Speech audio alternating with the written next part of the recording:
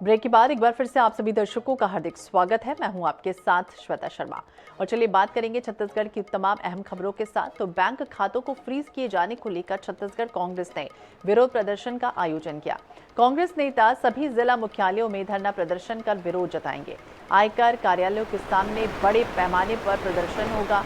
प्रदेश कांग्रेस अध्यक्ष दीपक बैज ने मोर्चा संगठन प्रकोष्ठ के साथ स्थानीय नेताओं और विधायकों को अपने अपने क्षेत्र के प्रदर्शन में शामिल होने के निर्देश दे दिए हैं।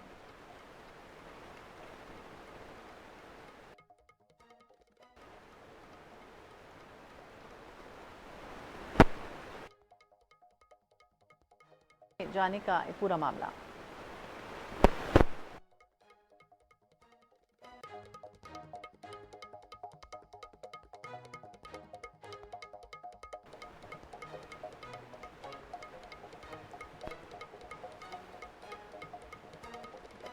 मध्य प्रदेश के पूर्व सीएम कमलनाथ की बीजेपी में शामिल होने की अटकलें तेज हैं और इस बीच छत्तीसगढ़ में पीसीसी चीफ दीपक बैज का बड़ा बयान भी सामने आ गया। उन्होंने कहा कि कांग्रेस नेताओं पर बीजेपी में शामिल होने के लिए लगातार दबाव बनाया जा रहा है। बैज के इस बयान पर सियासत तेज हो गई है। देखिए खास report. PCC chief Deepak Baij के बयान से छत्तीसगढ़ में राजनीति गर्मा गई है। दीपक बैज ने कहा कि बीजेपी में शामिल होने कांग्रेस नेताओं के पास लगातार फोन आ रहे हैं। बीजेपी प्रभारी ओम माथुर के ऑफिस से फोन आ रहा है। बीजेपी सरकार के मंत्रियों के ऑफिस से फोन आ रहा है। कांग्रेस नेताओं को बीजेपी में शामिल होने पर पद पैसा देने की बातें कही जा रही हैं। छत्तीसगढ़ में ऐसे कोई पीसीसी पदाधिकारी नहीं बचाओ जिनके पास फोन नहीं गया है। सभी पीसीसी पदाधिकारी, सभी नेताओं के पास फोन गया, बेशर्मी से फोन गया है। और ये सभी मंत्रियों के ऑफिस से, जहां तक छत्तीसगढ़ के प्रभारी ओम माथुर के ऑफिस से फोन गया है कि आप हमारे भारतीय जनता पार्टी में आ जाइए, हम आपको निगम मंडल में एडजस्ट करेंगे, अगर चाहे आप तो एडवांस में लिखित रूप से ले लीजिए।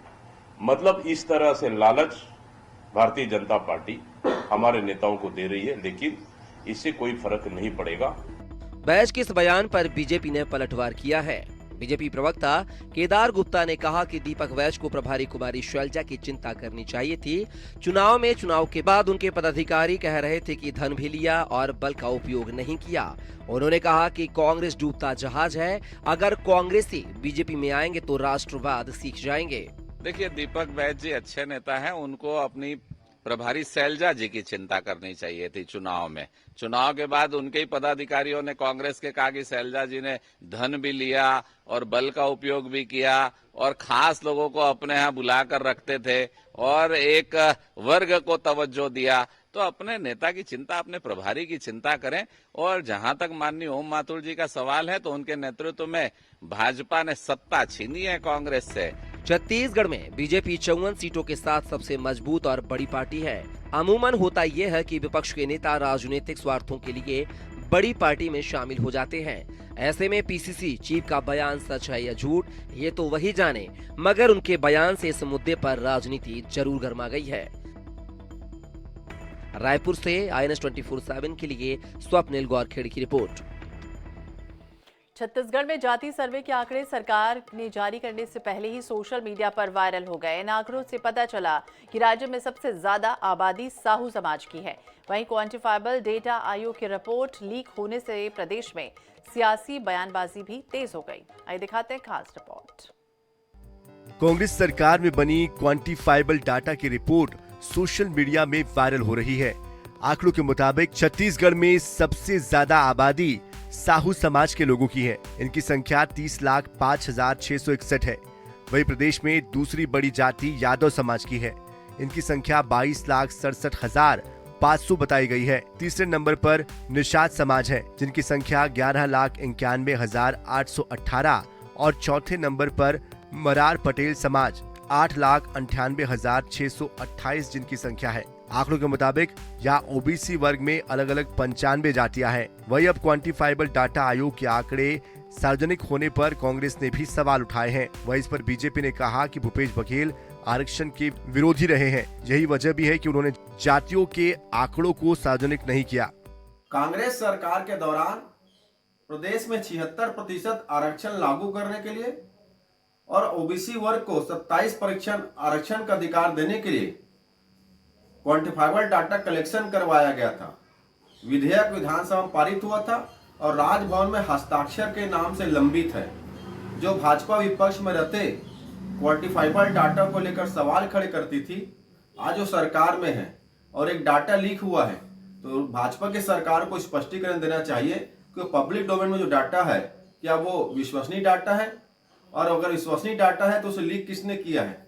और तत्काल भाजपा सरकार राजभवन में उस लंबित आरक्षण विधेयक को अनुरोध करके हस्ताक्षर कराए और प्रदेश को 76% आरक्षण का अधिकार दे।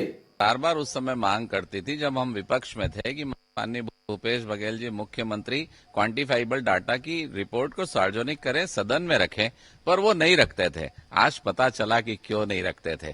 कुछ राजनीतिक मजबूत, और वो आरक्षण विरोधी थे। उनकी जात समाज 5वें नंबर में आता था, ताम्रध्वज की पहले नंबर में आता था, तो मुश्किल तो उनके लिए थी ना। अब समझ में आ रहा है कि लोगों को सामान्य रूप से आरक्षण मिलता, अच्छा आरक्षण मिलता, जो लोग उसके लिए चुने हुए थे क्वांटिफाइबल डाटा में उन्हें मिलता, पर अपने स्वार्थ के लिए बघेल जी ने सबकी बलि चढ़ा दी।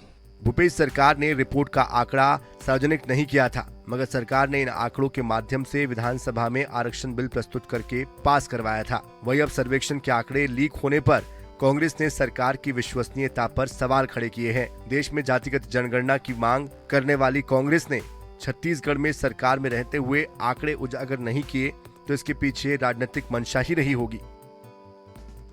रायपुर से INS 24/7 के लिए स्वप्निल गोरखेड़े की रिपोर्ट। सशर्त बातचीत के लिए तैयार हैं तो उनको शांति नागवार है। जी हां, बस्तर के विकास में नक्सली नासूर बनकर खड़े हैं और आए दिन बस्तर की धरती को खून से लाल करने पर तुले हैं। ताजा मामला बीजापुर से सामने आया, जहां नक्सलियों ने CAF के कंपनी कमांडर की हत्या कर दी। नक्सलियों ने कुटरू के दरभा कैंप में पदस्थ कंपनी कमांडर की सुबह हत्या कर दी। घटना की पुष्टि SP जितेंद्र यादव ने की। अब बड़ा सवाल ये उठ रहा है कि क्या नक्सली इस तरह की वारदात के बाद भी बातचीत उनके साथ संभव हो सकती है? अगर वो खुद बातचीत के लिए शर्त रखते हैं तो सरकार भी इस तरह हिंसा पर जरूर शर्त रखेगी, क्योंकि हिंसा कभी भी किसी भी रूप में बर्दाश्त तो हो नहीं सकती।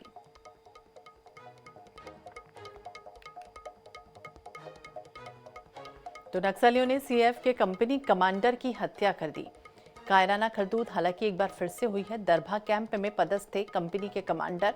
एक तरफ वो बातचीत के लिए कहते हैं कि बातचीत की जाए, लेकिन बस्तर की धरती आखिरकार कब तक लाल होती रहेगी खून से, ये बड़ा सवाल है।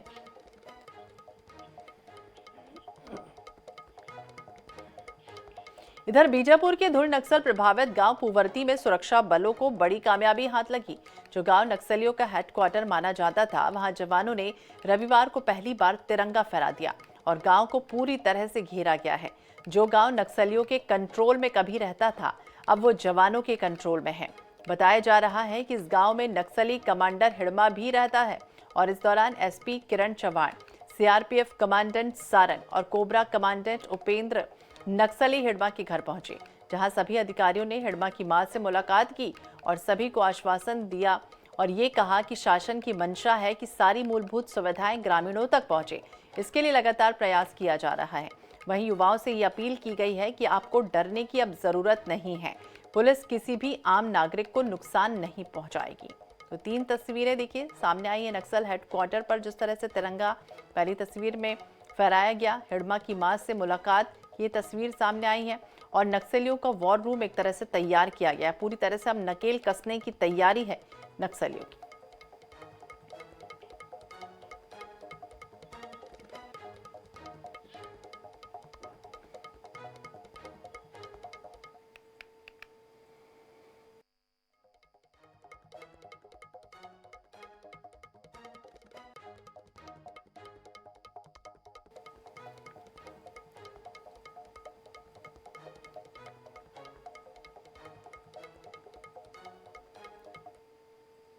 आप सभी को पता है कि जगरगुंडा थाना अंतर्गत जिला सुकमा पुवर्ती गांव जो कुख्यात PLJ बटालियन नंबर 1 का जो कमांडर था और अभी CCM बन गया है हिड़मा, उसका गांव है, पितृत्व गांव है।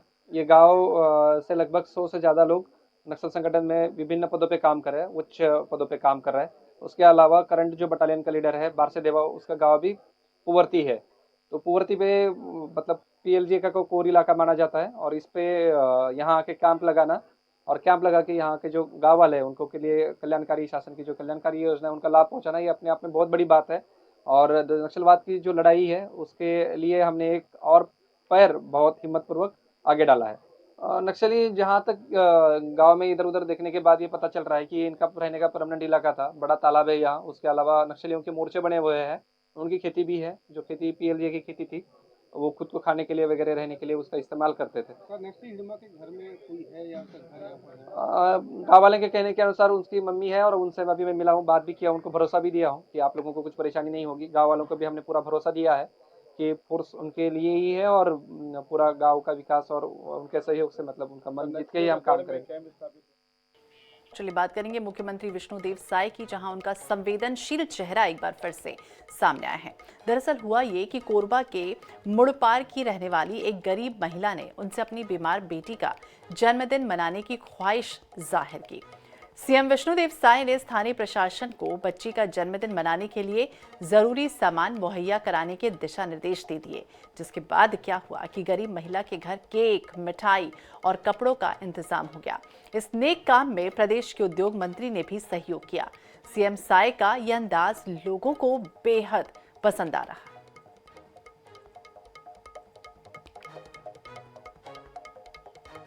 तो सीएम साय की संवेदनशीलता देखिए तस्वीरों में सामने आई है, जब एक मां ने गुहार लगाई कि उसकी बीमार बेटी का जन्मदिन मुझे मनाना है। बस फिर क्या था, प्रदेश के मुखिया ने मदद ली और कई तरह के दिशा निर्देश दिए और उसके बाद देखिए उसके घर पर केक पहुंचा, कपड़े पहुंचे और अच्छे गिफ्ट्स जब पहुंचे और इसके बाद उसका बर्थडे बड़े शानदार तरीके से सेलिब्रेट किया गया। में पीएम श्री योजना की शुरुआत होने जा रही है। दरअसल राष्ट्रीय शिक्षा नीति के तहत देश भर के 14,500 सरकारी स्कूलों को पीएम श्री योजना में अपग्रेड किया जा रहा है। इस योजना के तहत प्रथम चरण में छत्तीसगढ़ के 211 स्कूलों का चयन किया गया। इसमें एलिमेंट्री स्तर पर 193 और सेकेंडरी स्तर पर 18 स्कूल शामिल हैं। मुख्यमंत्री विष्णुदेव साय की अध्यक्षता में पीएम श्री योजना की शुरुआत होगी। केंद्रीय शिक्षा मंत्री धर्मेंद्र प्रधान कार्यक्रम में मुख्य अतिथि के रूप में मौजूद रहेंगे। रायपुर के पंडित दीनदयाल उपाध्याय ऑडिटोरियम में कार्यक्रम का आयोजन किया जाए।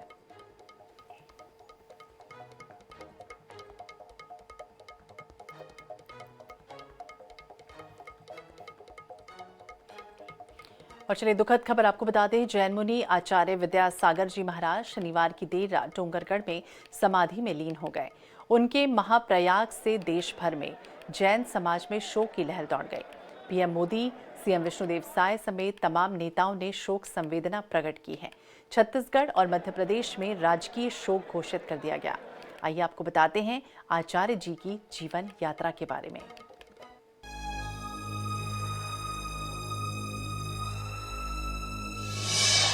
आचार्य विद्यासागर जी की जीवन यात्रा। विद्यासागर जी का जन्म 10 अक्टूबर 1946 में हुआ था। शरद पूर्णिमा के दिन बेलगाम कर्नाटक के सदलगा गांव में जन्मे। 1972 में आचार्य ज्ञान सागर से आचार्य के रूप में दीक्षा ली। विद्यासागर जी ने 505 मुनियों समेत अन्य लोगों को दीक्षा दी। देश में अकेले दिगंबर मुनि जिन्होंने इतने लोगों को दीक्षा दी। डोंगरगढ़ के जैन तीर्थ चंदगिरी में रह रहे थे आचार्य श्री। बुंदेलखंड में छोटे बाबा के रूप में प्रसिद्ध थे विद्यासागर जी। आचार्य जी को हिंदी, संस्कृत, कन्नड़, मराठी भाषा का था ज्ञान। उन्होंने कई रचनाएं भी की, जिनमें से कुछ उच्च शिक्षा के कोर्स में भी शामिल हैं। पीएम मोदी ने कुछ महीने पहले ही उनका दर्शन किया था।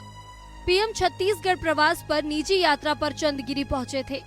पीएम ने पोस्ट किया था, आशीर्वाद पाकर धन्य महसूस कर रहा हूं।